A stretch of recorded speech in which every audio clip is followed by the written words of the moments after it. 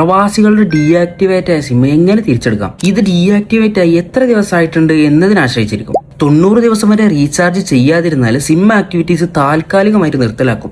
അക്കൗണ്ടിൽ 20 റുപ്പീസ് ഉണ്ടെന്നുണ്ടെങ്കിൽ ഇതിനും പറ്റില്ല. ഇതിനെ കുറിച്ച് മുമ്പ് ഒരു വീഡിയോയിൽ പറഞ്ഞിട്ടുണ്ട്. ഇനി ഡീആക്ടിവേറ്റ് ആയ സിം ആദ്യത്തെ 15 ദിവസം ഗ്രേസ് പീരീഡ് ആയിട്ട് കണക്കാക്കും.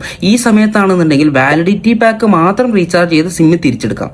ആക്റ്റീവ് ആയില്ലെങ്കിൽ NRI കസ്റ്റമർ കെയർ ഉണ്ട്, അതിലേക്ക് വിളിച്ചു നോക്കാം. നമ്പർ ഞാൻ കമന്റിൽ പിൻ ചെയ്തിടാം. പിന്നീട് 90 ഡേയ്സ് ക്വാറന്റൈൻ പീരീഡ് ആയിട്ടും സിം നിലനിൽക്കും. ഈ സമയത്ത് KYC ചെയ്യേണ്ടി വരും സിം തിരിച്ചെടുക്കണം എന്നുണ്ടെങ്കിൽ.